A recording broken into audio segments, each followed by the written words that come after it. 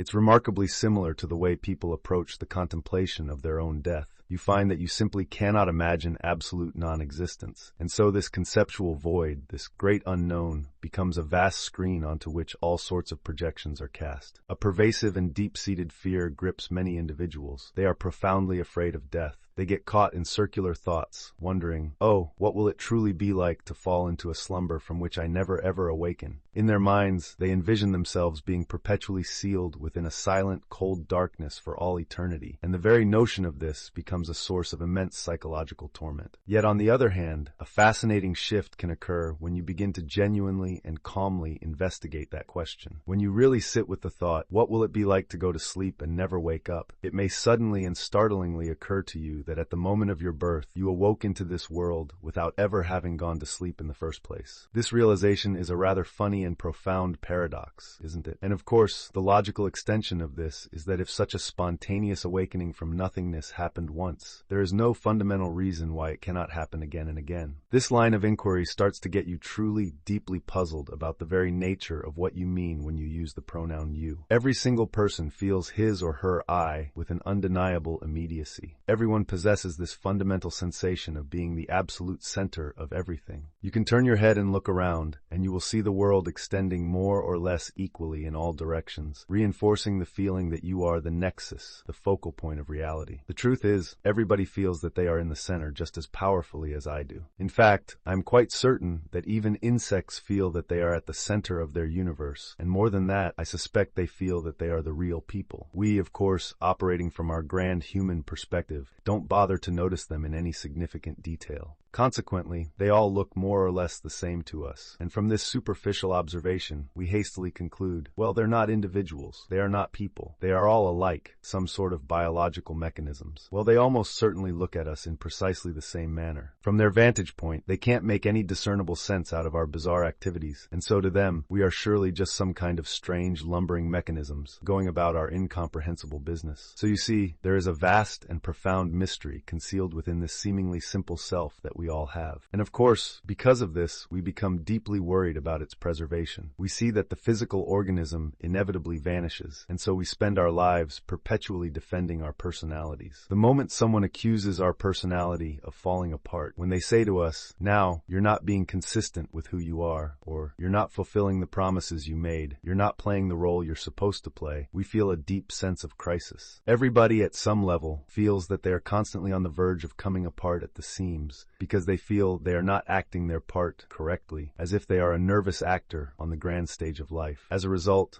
we are constantly on the defensive, and we are also a perpetual prey to anxiety. Anxiety at its core is a trembling motion, a vibration caught in that eternal quandary. To be or not to be, that is the question. This is because the very minute you know that you're alive, the moment you become truly and vividly aware of the state of being alive, you simultaneously realize that you might also be dead. The concept to be inescapably implies its opposite, not to be. And conversely, though we don't really think about this part, not to be ultimately implies to be. So we find ourselves always wondering, always calculating, now if I do this, will I survive? Or would I be better off if I were to do that instead? We are never and can never be quite sure. Just think about it. When you are faced with a truly important, life-altering decision that you absolutely must make, you sit and you wonder, did I take every single possibility into consideration? Did I make a truly sensible and rational judgment? The plain truth is, you will never know. This is because even within the most perfectly thought out, meticulously constructed plan, there are always chancy, unpredictable things that occur. You simply do not know whether you're going to slip on a discarded orange peel and break your neck, or whether you are going to suddenly get sick from a microbe you can't even see. The fabric of existence is all very, very unpredictable, and because of this inherent uncertainty, we tremble. Now, a profound shift in perspective occurs when it dawns on us, and it certainly doesn't in the ordinary way of things, that there is in fact no real choice between to be and not to be. This is just as true as the fact that there's no genuine choice between having a front and having a back. You cannot have one without the other. The existence of space implies the existence of solid objects within it, just as much as the existence of a solid object implies the space that surrounds it. But our ordinary, focused, conscious attention systematically ignores this interconnectedness. Our consciousness suffers from a profound, albeit useful, ignorance. We are trained to notice the figure and completely ignore the background. We notice the solid and take the space for granted as mere nothingness. We notice the relatively small moving object but we almost entirely ignore the vast, relatively stationary background against which it moves. That is the fundamental characteristic of consciousness, of the act of noticing. And so you see, we don't notice that in order to be present, you must also in some sense be absent. This is a fundamental law because life is an energy system, and energy at its very core is something that vibrates, and whatever vibrates, by its very definition, goes on and off. Consider this. If I sit next to a girl in the movies and she attracts me, and I decide to put my hand on her knee and just leave it there without moving, she will, in due course, cease to notice its presence. It becomes a constant, unchanging stimulus that her nervous system learns to ignore. But if I gently stroke her or rhythmically pat her on the knee, she will keep noticing it precisely because the sensation goes on and off. Now, all energy systems in the universe go on and off. You cannot possibly know that you are on unless you have the contrast of being off. This is why we get waking and sleeping. We get every conceivable kind of rhythm. There are tiny, incredibly fast rhythms that go on and off so quickly, like a beam of light, that you don't notice the spaces in between. Your retina simply doesn't react quickly enough. It registers the stimulus of the on, but before it has a chance to register the off, there's a new on signal arriving. So you get what appears to be a solid, constant stimulus. This table I'm touching appears to be hard and continuous because it's vibrating so astonishingly fast that I can't put my finger through it, in precisely the same way that an airplane propeller in motion appears to be a solid disk, or an electric fan creates a solid blur. But it is all fundamentally going on and off. There are these very, very fast vibrations of on and off, and then there are very, very slow ones like the grand rhythm of life and death. Now you see it, now you don't. That is, in essence, what the world is. But because of the particular focusing mechanism of our conscious attention,